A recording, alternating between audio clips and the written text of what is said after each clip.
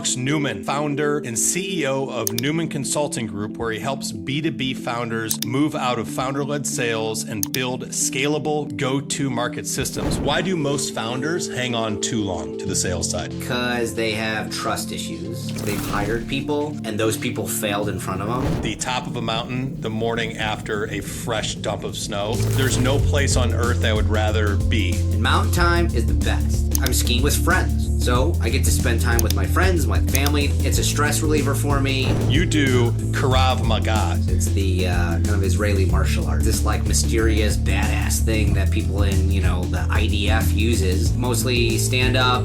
There's a little bit of ground game to it, and I've been doing it for like 22 years now. The last thing that I want is my new employee to go, what the hell should I be working on? I'm brand new, and they are not even prepared for me to be here. I created something from nothing. And that is one of the things that told me I have it to be an entrepreneur.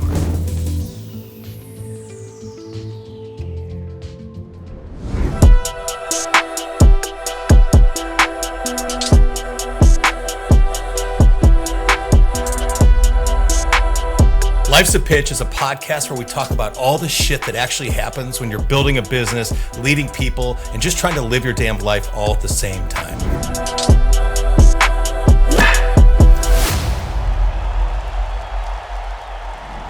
What is up? Welcome to Life's a Pitch. I am your host, Jared Gibson. Today, I am joined by Alex Newmann. Alex is the founder and CEO of Newman Consulting Group, where he helps B2B founders move out of founder-led sales and build scalable, repeatable, go-to-market systems. With deep expertise in sales strategy, leadership, and growth operations, Alex has advised startups through Series A and beyond on structuring teams and processes that drive predictable revenue.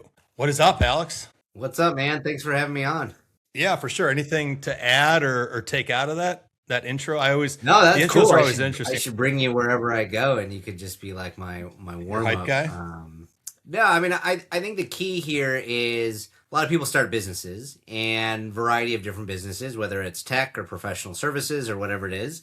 And they sell, they have a network, they are passionate about what they do, they're passionate about the problem, and they can sell it themselves. And then they start hiring people and they try to get into other parts of the business and grow revenue and get to more of a larger company. And I would say most people really struggle at that kind of transitional stage to go from just them selling it to other people doing it.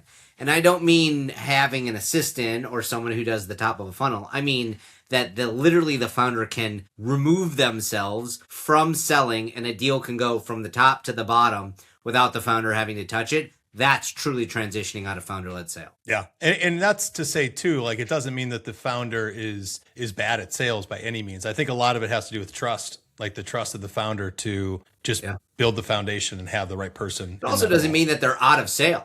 I mean, most of what I do is no, they need to be involved in sales. They are the king or queen of sales in their company. And so they can play the CEO or the founder card, or their sales team can, and that's a great thing. But it shouldn't be that they are required to touch every deal, because then it's never going to be able to scale beyond that. Yeah. All right. Awesome. Let's come back to that. Obviously, that's going to be a main talking point of the conversation today.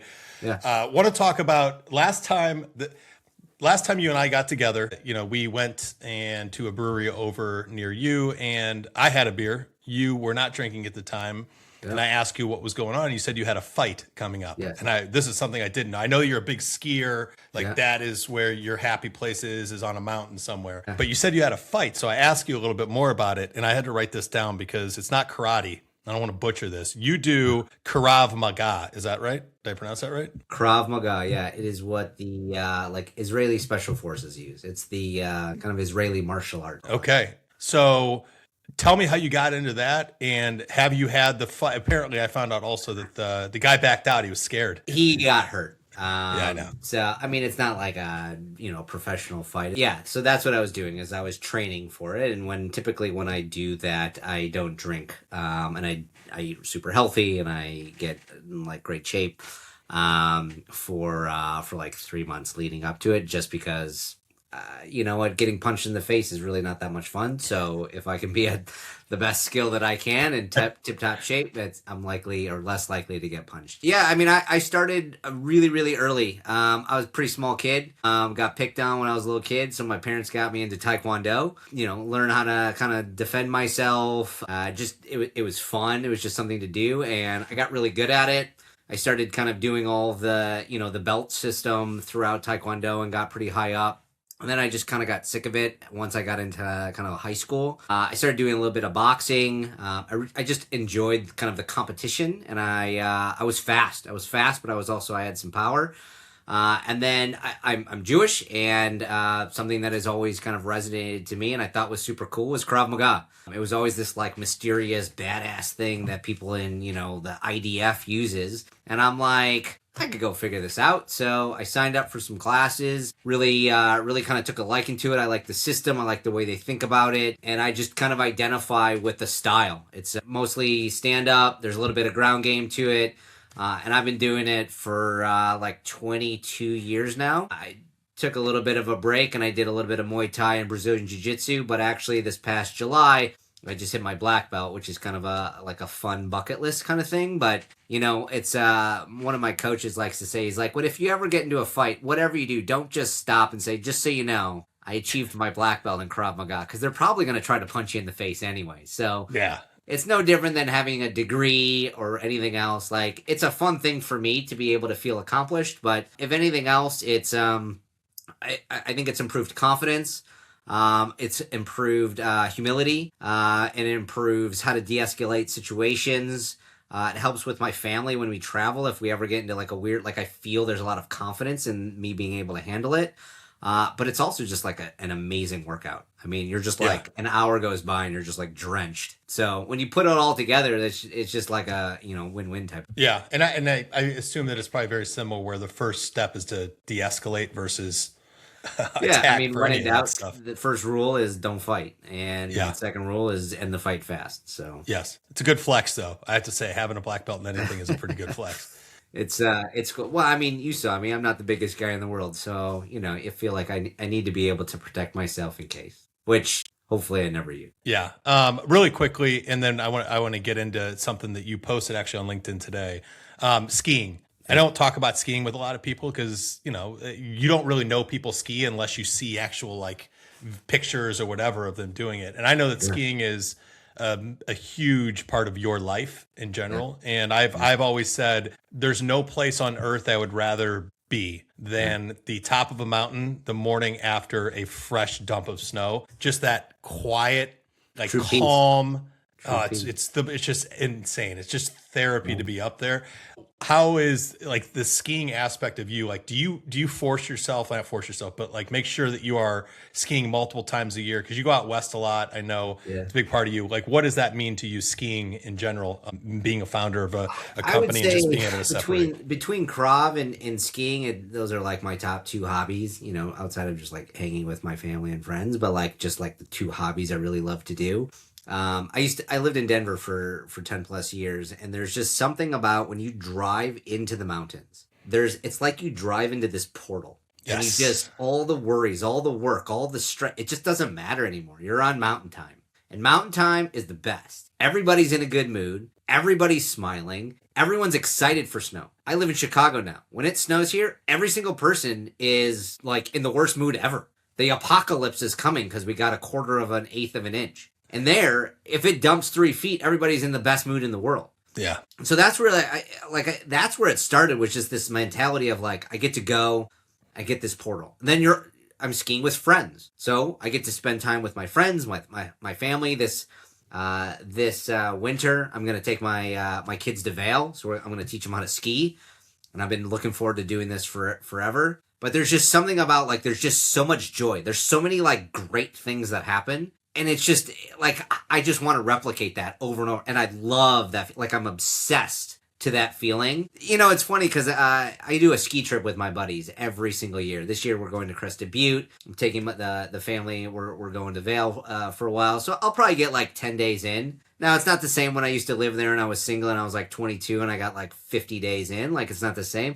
But I think if you can get 10 days in the Rockies, you're doing pretty well. And I look at it and go, it's a stress reliever for me. I'm so over the moon happy. I'm smiling. I love the feeling that I get. I love the feeling that everybody is around me. And then, you dive down, some powdery, steep hills, and it's technical, it's challenging. There's the mental component, there's the strategy component, and that's something that I love. I feel, random fun fact, I'm pretty good at chess. I was like, was it like sixth grade chess champion or something? And I love chess. I think about business in the way that I think about chess. I think about skiing, like anticipating what to do, how to do it as best as I possibly can. And when you tie that all together, like, what's not to love about skiing? You get to do it with people that you like. You get to have some fun. Everybody's in a good mood. There's some, you get to get your cardio and your heart rate up. And at the end of the day, when you're absolutely exhausted, and you sit in the hot tub and you have a beer, or a Bloody Mary or whatever it is, like it's just joy, and I look forward to those moments every single time. So yeah, skiing is a huge part of my life, and it's taken me. I skied in Italy. Bucket list is to ski Japan, which like 5 of my friends have done it, and I need to go do it. Yeah, that's awesome, man. And I got my kids involved pretty early in skiing. So if this is the first ski trip, like you put them in ski school, let them learn there, No, and then I'm bounce. teaching. Oh, you're going to teach them? Ooh, see, I didn't have the patience. I did not have the I got patience. the little backpack rope where they can like go, but I can hold on so they can't just like Good take for off. you. That is, I took them out a few times, like in the smaller places, but it was cool. We were in Park City 2 years ago, and my son, I think he was 5 at the time. We put him in ski school. It was the second time he's done it. And we were skiing like maybe 3 peaks over. So it was pretty far away from where we dropped him off. Yeah. And I see this kid that he had an orange helmet, so you couldn't miss him. And I see him, and he comes out of the trail, and he hits this little jump, and he bounces up, and he's skiing down fast. And my wife looks at me, she goes, is that Gavin? I'm like, there's no fucking way that's him all the way over here. So I just yelled down, like he knows, you're gonna, don't make fun of me for this, but I yelled down OH to him really loud because he was stopped. And he turned around, he yelled back IO, and I was like, holy shit. It was like one of those moments where I'm like, this kid is obsessed with skiing, and I absolutely love it. So you'll go through all that. Yeah, the Ohio reference. I had to throw it in there at some point. It's like my Easter egg that I throw it in every That's every awesome. podcast. I mean, those little kids, they're only like a foot off the ground. So, it's easy for them to pick it up. Yeah, I taught my niece, I taught my nephew, and they picked it up in like an hour. So awesome. All right. So want to move on. You posted today, and I've seen you and I have talked about this, is cold outreach in general, like cold outbound is a clusterfuck of just noise that's out there right now. You are a massive believer and user of using video and using audio messages in your outbound play. And I'm assuming you probably teach a lot of the folks that you work with how to do that and to do it. Tell me a little bit about why video and audio is working so well for you right now on LinkedIn. I think the easiest one is not that many people are using it. So when not a lot of people are using it, then you stand out. I think that's the first thing. I think email is so easy to do that when it's done, typically it's done very poorly. And it's kind of like you're guilty by association. And so it's the same idea why like a lot of times sales gets a bad rap because their whole like people will be like, oh, I don't want to be a used car salesman. Well, you know what? I know a lot of people, including myself, that have made one hell of a living off of sales. And most of my clients, can't say all, but most of my clients go, I absolutely love working with you. Look at the recommendations and the testimonials that I have. People rave about it. And that feeling is what I love so much. And so when you really look at it, it's one of those things that you really have to understand, like what can sales, if you invest in it and you do it correctly, what can it actually provide to you? And a lot of times people are just not willing to actually put in the work. But when you look at video, one of the single greatest things about video is it can be raw. Like look at TikTok. Why is TikTok what it is because it's raw video. Obviously now they've gotten into more, kind of creative and curated kinds of things. But you look at it and go, one of the things that made it so powerful is it's just the raw video. So when I have whatever the background is, when I'm walking around, when I stutter, when you can see and hear the passion in my voice and in my face, that body language, you can't do that via email. in cold calls, you can kind of do that via the phone, but I think that it's also really challenging because people struggle with that method.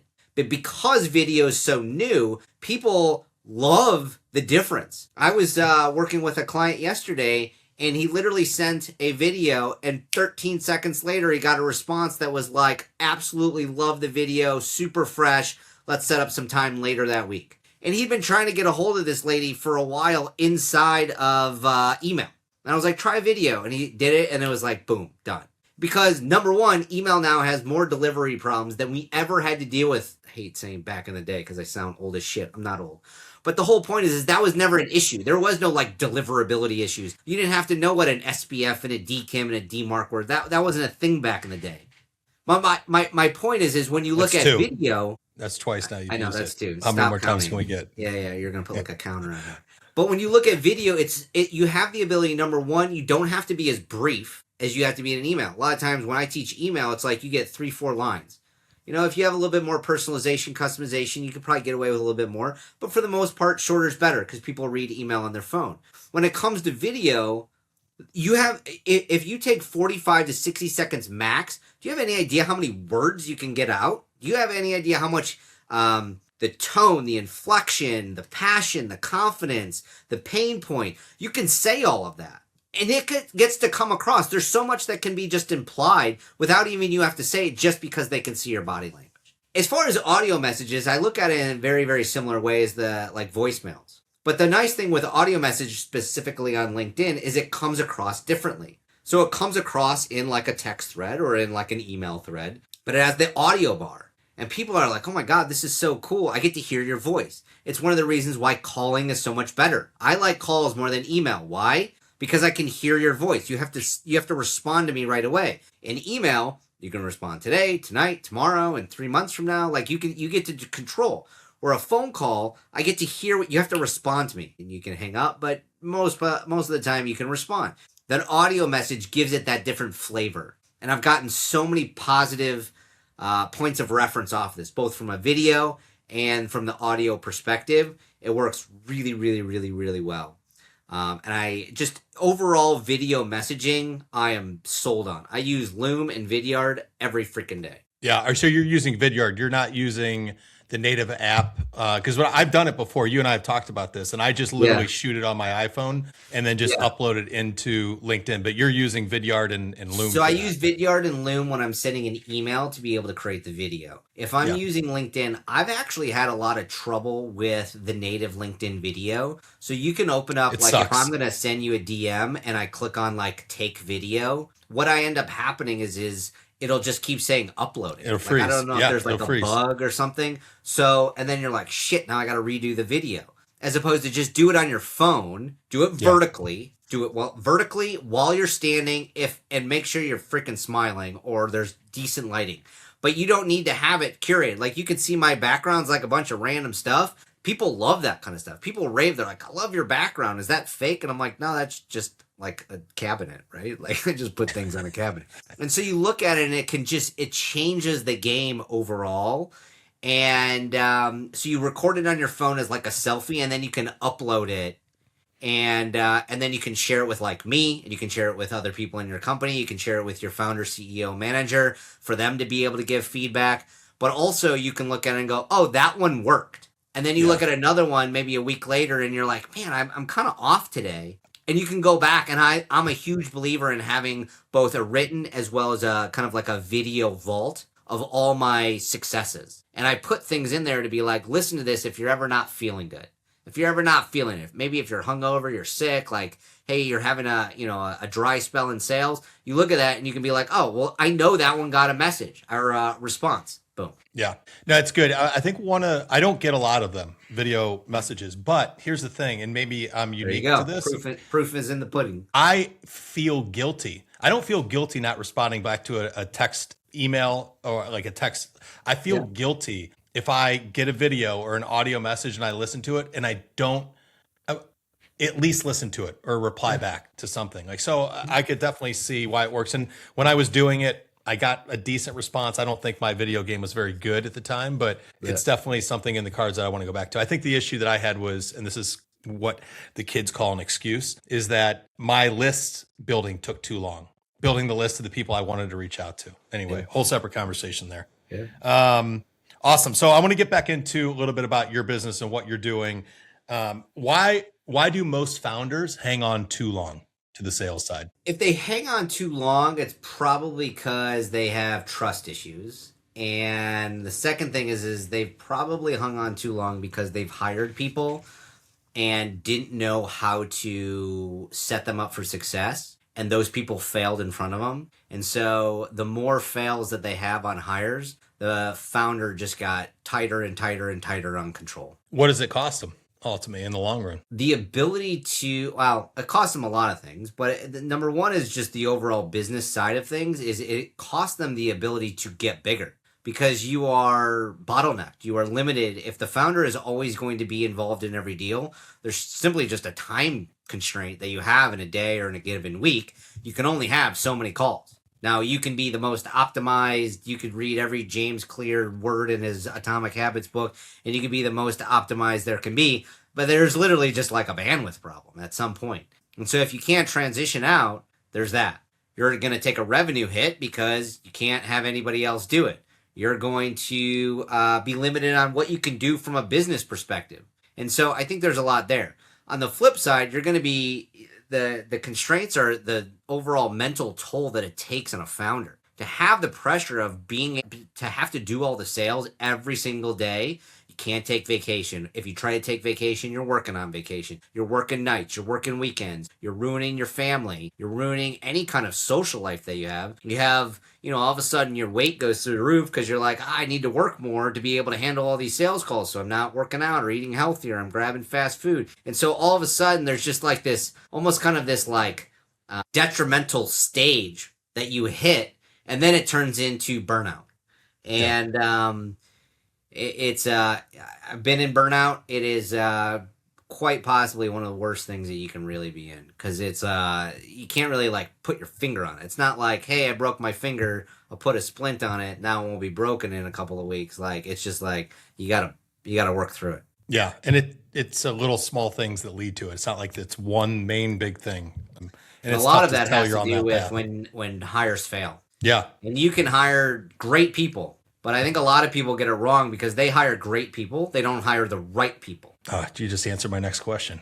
I was going to say that first sales hire for any founder is eventually I'm going to have to make it. We've been talking about it. Like it is a huge, huge hire because of the cost, obviously, that you talked about, like that it goes into bringing that person in, onboarding them. What are the signs that founder sees early on to say that this is not working, or what should they be looking for? Well, I think what they're looking for and what they should be looking for are two different things. So 9 times out of 10, they're either looking for deals closed, revenue, or are you, progressing in some kind of way. But it's usually not very defined, which is a huge issue. And when you think about revenue and deals closed, those are such lagging indicators, especially if you're in any kind of sales cycle that's like 3 to 6 months, is you're going to see this like really, really long lagging indicator of success. And then if you couple that with ramp time, if they are looking at it strictly from a revenue perspective or a number of deals perspective, I can almost bet that they did not set that person up for success through an onboarding program. It's usually shadow some of my calls, listen to some of these recordings, review the product docs, check the website, and go get them, Tiger. And you're just like, what the hell? Like, that's not really super helpful. And I talk a lot about this, but it's like, we've all been in a job where you walk in and you're like, well, now what the hell should I be working on? And that's the worst feeling in the world as a brand new employee. And then as a manager, you're like, the last thing that I want is my new employee to go, what the hell should I be working on? I'm brand new and they are not even prepared for me to be here. How excited should I be? And then they start being like, I think I made the wrong decision. Have you ever been in that spot where you were that person? Oh yeah. I've been on both sides. Yeah, I have too. It's not the best place to be. If you read Power Moments, I talk about the book Power Moments a lot. And it talks about that. You can't forget walking in and being excited on that first day, sitting down, going through a little bit of the onboarding, and then just wondering what you're supposed to be doing. That is that moment that you remember. And that's why I think there's so many organizations that just skip the importance of that onboarding process. That moment will stick with those people, and they're already on their way out at that point, which sucks. So yeah. I mean, I vividly remember it was my, like my first real job. I worked at Wells Fargo Bank, and I walk in the first day, and I am told that my boss just quit and transfers. This is wild. I think he quit. And the new person who was taking over was like kind of new. And she's like, I don't know anything about what you're doing. And I was a business banker. And she's like, I don't know anything about that. I only know about consumer banking or whatever it was. And I was like, well, let's go see what I got. And I just figured it out. And, you know, obviously I have a drive and a motor, and there's a lot of people that have that. But like, I created something from nothing. And that is one of the things that told me I have it to be an entrepreneur. Because I could create something from nothing. And I put guardrails. And I know the playbook still to this day. I teach parts of that same playbook that I essentially developed, and I turned into one of the top reps at Wells Fargo, is I learned how to be able to create something from nothing, to put structure around myself, and then to be able to assess my performance and make hypothesis tests and to try things and to figure out, does this work? Does this not work? Do I validate that, invalidate that? And I figured it out. Now, I come from a kind of a sales world. My uncle owns a company. I went and I was in sales. I sold Cutco knives, which is an MBA in and of itself. And then all of a sudden I got into like, quote unquote, my real job after school was Wells Fargo. And I looked at it and I vividly remember my dad goes, well, shit or get off the pot, man. It's good. I mean, I had a similar story, but that one, you took one route. I kind of went the different route on mine. I walked in and I realized that there was no CRM. It was just a spreadsheet. And my first day, the two people that I was supposed to be reporting to were having a screaming match right behind me in their office, like screaming at each other. And apparently I found out later it was over me, but I went home that night and I told my wife, I was like, listen, I think I messed up bad. Like I took the money on this one. This was you left the job that you liked. You didn't want to be there much longer, but you left it because of the money.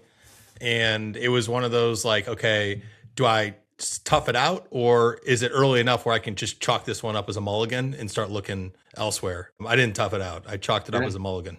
Well, and I think that's a lot of what both sales candidates do as well as founders make the mistake on. So from a sales candidate perspective, and I talk about this a lot, is I think a lot of them want to work at a startup. Yeah. But they don't actually know what that means. To work at Salesforce in a company that's been around forever and there's a clear process and you just follow what they're doing and you execute, you know what to do, you know how much you'll make. It's pretty straightforward. And there's nothing wrong with that. I think it's a great company. Big fan of Salesforce, HubSpot, all these companies. But to work at a company that's 10 people or 50 people or 100 people or even 500 people or 1,000 is totally freaking different. Now, I tend to work with people who are sub 100 people in company. And I look at it and go, you don't know where your head and your ass are. There has to be somebody who's building this. There has to be structure. And so I don't care if that you were a President's Club winner. Whenever someone goes, oh, I'm interviewing this guy, he's a President's Club winner. Or I'm interviewing this girl, she won all these awards. And I go, cool, walk me through how they could be a good fit for here. Because you know what President's Club is? That is process built to a T. Do all these things, you win this big trip to Tahiti or whatever it is. And most of those big company people fail miserably because they want to work at a startup, but there's so much content out there. You can go and you can figure out exactly what it feels like to work at a company that's pre-revenue, pre-customer, pre-product market fit, post-market fit, Series A, B, C, whatever it is, bootstrap. And I look at it and I'm like, that's on both the founder for choosing that person, but it's also on the sales candidate because you asked for something and you're dumb enough to not do your research and figure out if this is something that you actually want. If this was 40 years ago, maybe you didn't know, but there's too much content out there that you literally can understand. What is it like to work at a pre-revenue, pre-product market fit company? Don't give me this like, oh, they have a ping pong table and a fucking beer keg.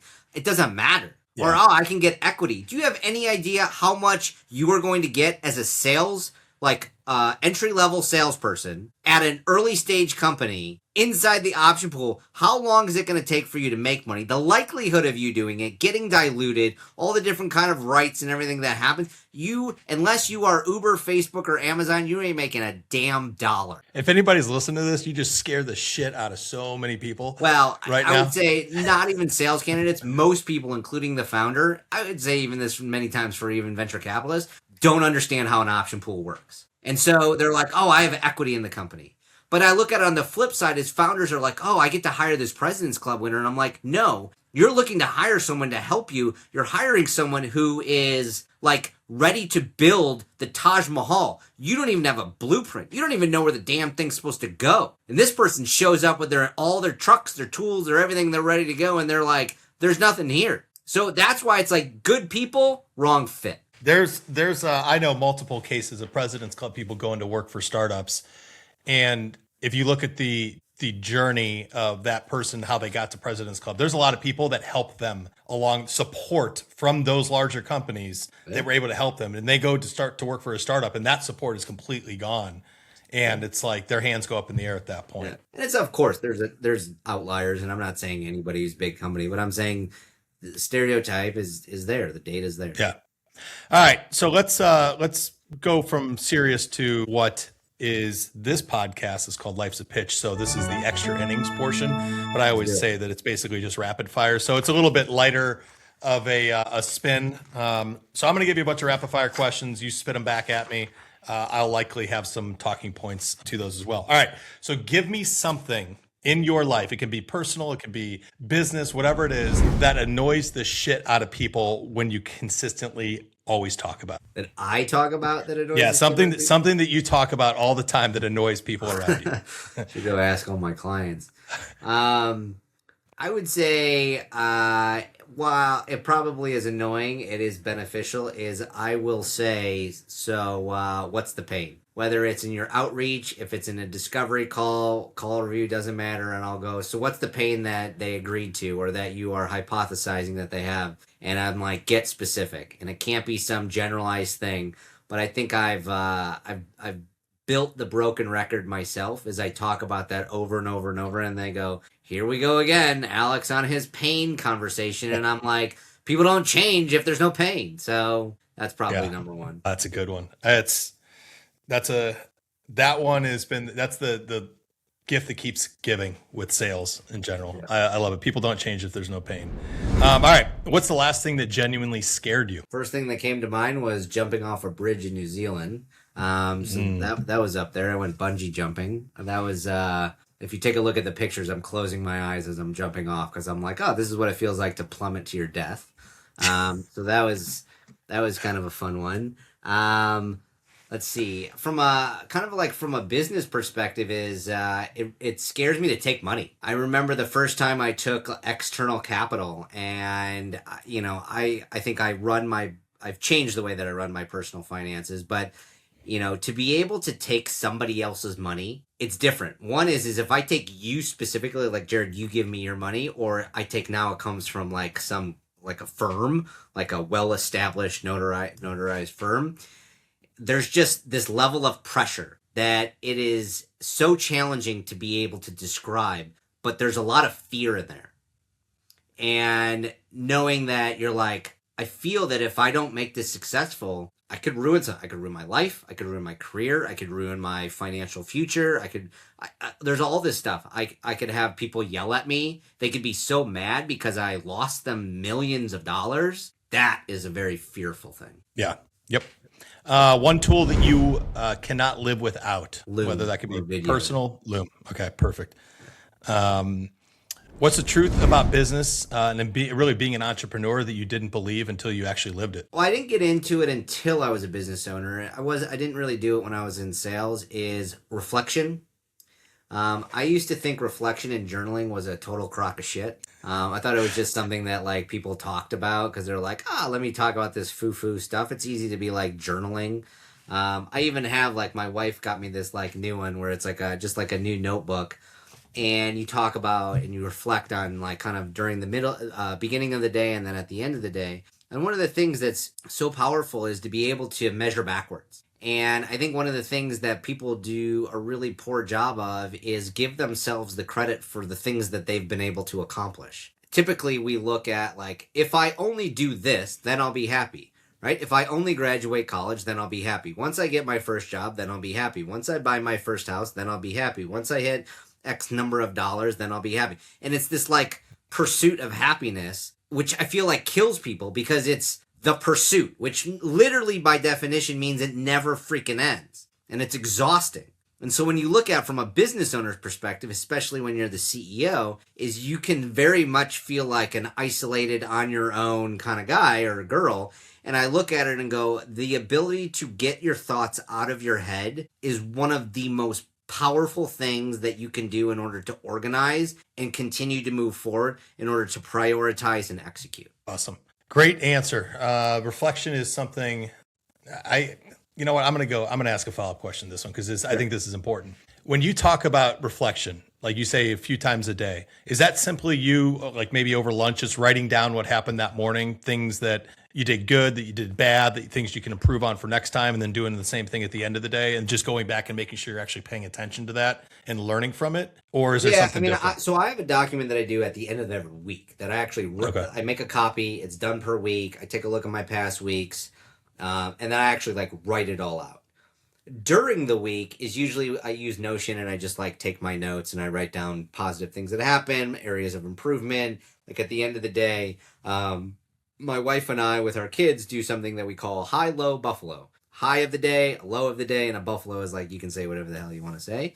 And one of the things that I tend to focus on is like I notice in my own, even just like later in the night reflection is I'm like, I noticed that a lot of my lows are I wasn't as optimized during the day. I didn't get as much done. Or, I used that 30 minutes to hang out with my wife versus I probably could have done this call or done this thing and I could have, blah, blah, blah. And so it's interesting on looking at it from like a daily basis and then you look at it from a macro point of view is you get to see some of these patterns. And I found that I'm like, I kind of talk to myself and go, dude, just like chill out a little bit. Or, you need to kind of ramp it up. You've been kind of taking a bath on some of this for a couple of weeks. But you need both. I used to think pre-kids, pre-wife, pre-all this, I used to think, any person that ever worked with me or worked for me would vouch that I used to say, I'll sleep when I'm dead. I was in good shape. I was single. I had a company. I would travel the world. I think I lived on a United Airlines and I could do whatever I want, whenever I wanted. And I was like, I'll sleep when I'm dead. Well, 4.5 years later, 5 years later, I got kind of tired. And I think that it's not just one big ass sprint. It's really a series of sprints inside of a marathon. And there has to be the sustainability piece to it. Otherwise, you are going to just kind of run out of gas. Yep. And I think the key is so much, and I'm guilty of this too, and I know that we've talked about this, but it's like we always try to achieve this thing. I look at it and like, if someone were to just give you $1 billion, not to say that you wouldn't be happy, but you wouldn't get it in that feeling of accomplishment in the same way that if you earned the $1 billion or $1 million or whatever it was. And so I kind of have changed my outlook to go, really got to enjoy the process. Understand how hard you're freaking working. Because when I achieve the things that I'm trying to achieve, that feeling, that's what I'm going after. The money, the notoriety, the reputation, the whatever it is, being able to, you and I get to joke around with whatever it is in the pocket. All that stuff comes with the fact that I bust my freaking ass when nobody else is watching. And I hold myself accountable and disciplined. Because you know what? In a year from now, and I come back on the podcast and we talk about it, you're not helping me get there. You're not the one waking me up every day doing this. I'm doing that. And that's for everybody. And I think a lot of times it's just kind of like entrepreneurship is freaking hard. And if you don't have a motor, if you don't have a self-sustainable, non-oil using motor, and it's not just like in you, like a drum, it's tough. I don't know. Like, it's like a special thing inside of people. I mean, we're all a little crazy if we're in entrepreneurship. I so far, every episode that I've shot, I've had an entrepreneur, somebody, a founder on, and I'm pretty sure that every single one of them have literally said, this shit is hard. Yeah. Like, it's just, there's no sugarcoating it. So, all right, last two, and then we will wrap it up.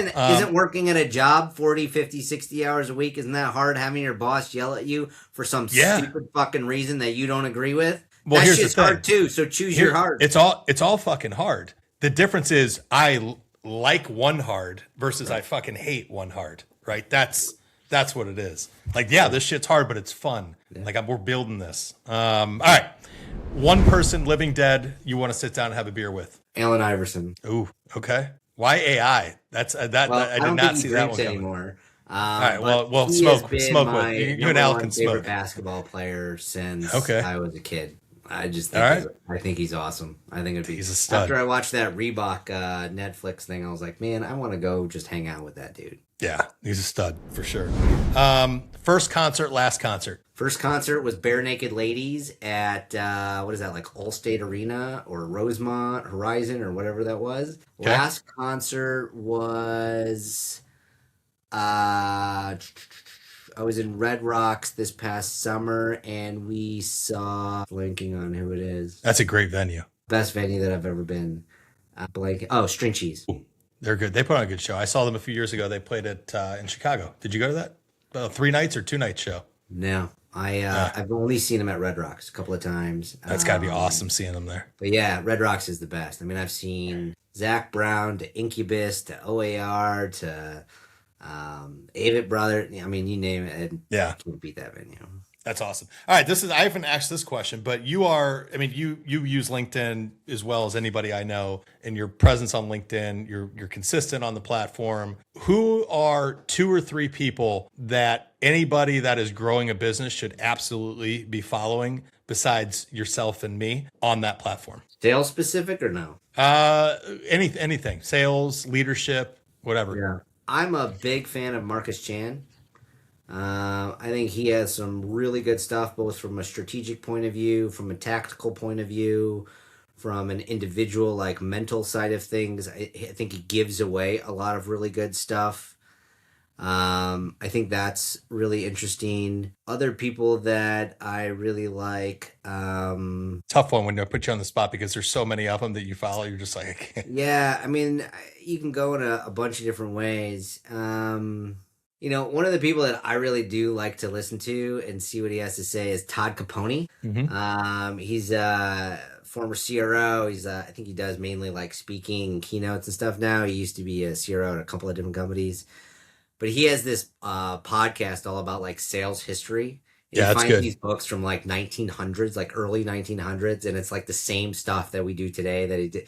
It's just so interesting. And so I like I like just the different angles that he brings to the table, where it's not just this like, this is how to do stuff. Yeah. Transparency sale, Jen's right? good. Jen's great. Jason Bay is great. Scott Leese has good stuff. Amy Volas has got good stuff. I think she took a little bit of a break. Darren McKee, he does all stuff around like LinkedIn and social selling. I think he does some good stuff. Yeah, he's a must follow. If you're on LinkedIn, you use LinkedIn to sell. Like he knows his stuff. The top. I really like the way that he's just so transparent, and it's just I think it's like an aspiration. That's like just not how my brain works, and I think he does a good job. And then I think the guys at Sales Assembly here in Chicago, Matt Green, Jeff Rossett, those guys are really good. I'm trying to think through. Brian LaManna, Kyle Essay, those guys do a great job. I don't know. That's good. Obviously, I mentioned a lot of salespeople, but that's kind of my world. But they're all also entrepreneurs. They all run their own business too. So just about everybody you mentioned, I follow, and they do put out good content, but they're also like in the same boat we are, trying to figure all this shit out. So it's awesome. All right, man. This has been great.